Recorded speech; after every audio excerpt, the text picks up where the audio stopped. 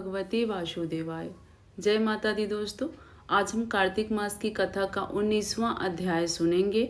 जो लोग नए जुड़े हैं वो कथा सुनने के लिए, आगे की वीडियो देखने के लिए, तीज त्योहार, पूजा पाठ, शास्त्र पुराण की बातें जानने के लिए, वीडियो देखने के लिए चैनल को सब्सक्राइब करके बेल आइकन प्रेस कर दें, जिससे आगे जितनी वीडियो आएगी आपको नोटिफिकेशन सबसे पहले मिल जाएगा। इस वीडियो को लाइक कर दीजिएगा, कमेंट में श्री हरि विष्णु जरूर लिखिएगा। चलिए अब हम कार्तिक मास की कथा का 19वां अध्याय प्रारंभ करते हैं।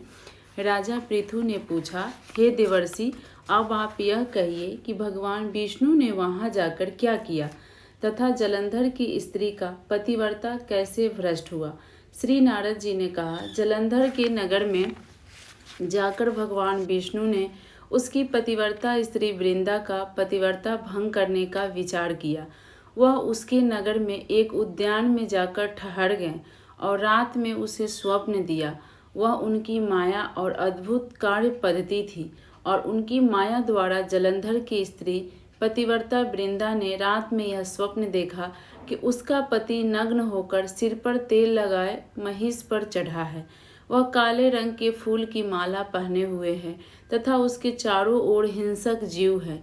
वह सिर मुंडाए हुए अंधकार में दक्षिण दिशा की ओर जा रहा है। उसने अपने नगर में समुद्र में डूबा हुआ है और इस प्रकार के बहुत से भयानक सपने देखे। फिर तुरंत ही वह जाग पड़ी और स्वप्न के संबंध में विचार करने लगी। इतने में उसने सूर्य को उदय होते हुए देखा तो सूर्य में उसे एक छिद्र दिखाई दिया तथा वह कांतिहीन था। इसे उसने अनिष्ट जाना और भयभीत होकर रोने लगी। वह छज्जे पर गई, अटारी पर चढ़ी, भूमि पर उतरी, मार्ग नगर में गई, कहीं पर भी उसे शांति प्राप्त नहीं हुई। फिर वह अपनी 2 सखियों के साथ लेकर उपवन में गई, परंतु वहाँ भी उसे शांति प्राप्त नहीं हुई। फिर वह जंगल में निकल गई, वहाँ भी उसे चैन न आया।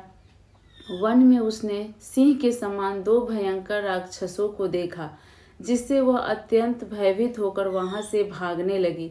उसी समय वहां अपने शिष्य सहित एक तपस्वी आ गया तथा वृंदा उसके पैरों में हाथ लगाकर उससे अपनी रक्षा के लिए याचना करने लगी। मुनि ने अपनी एक ही हुंकार से उन दोनों राक्षसों को वहां से भगा दिया। वृंदा को आश्चर्य हुआ। यह भय से मुक्त मुनि को हाथ जोड़कर प्रणाम करने लगी और कृतज्ञता का ज्ञापन किया। फिर उसने मुनि से अपने युद्धरत पति के संबंध में उसकी कुशल क्षेम का प्रश्न किया। मुनि ने मौन हो आगे पीछे देखकर कहना चाहा। इसी समय 2 बानर उनके पास आकर हाथ जोड़कर खड़े हो गए। ज्यों ही मुनि ने भृकुटी का संकेत किया तो वह उड़कर आकाश में चले गए। फिर जलंधर का सिर और धड़ से लेकर मुनि के पास आ गए। तब वृंदा अपने पति को मरा जान मूर्छित होकर धरती पर गिर पड़ी और अनेक प्रकार के वचन कर दारुण विलाप करने लगी। पश्चात उसने मुनि जी से कहा, हे कृपानिधि, आप मेरे पति को जीवित कर दीजिए। पतिव्रता परायण दैत्य पत्नी ऐसा कहकर दुखी हो श्वासों को छोड़ती हुई मुनि के चरणों में गिर पड़ी। तब मुनीश्वर ने कहा, वह शिव जी द्वारा युद्ध में मारा गया है, अतः वह जीवित नहीं हो सकता, क्योंकि जिसे भगवान शंकर मार देते हैं वह कभी जीवित नहीं हो सकता है।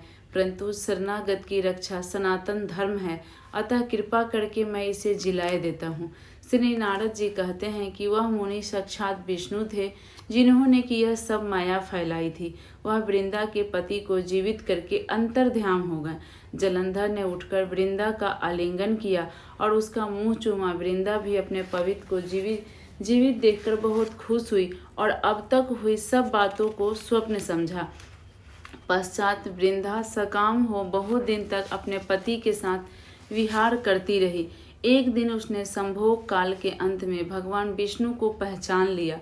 तब वह उन्हें ताड़ित करती हुई बोली, हे पर स्त्री से गमन करने वाले विष्णु, तुम्हारे शील को धिक्कार है। मैंने जान लिया है कि वह मायावती तपस्वी तुम ही थे।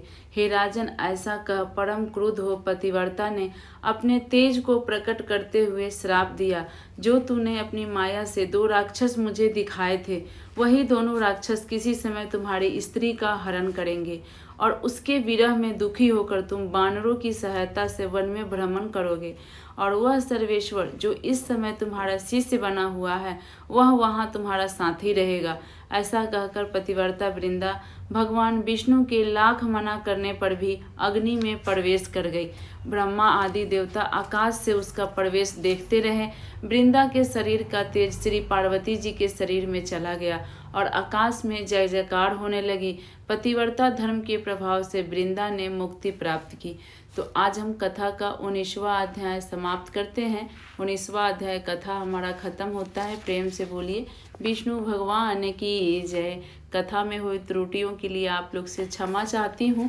कथा पसंद आई हो तो एक लाइक कर दें। आगे की वीडियो देखने के लिए चैनल को सब्सक्राइब कर लें। जय माता दी।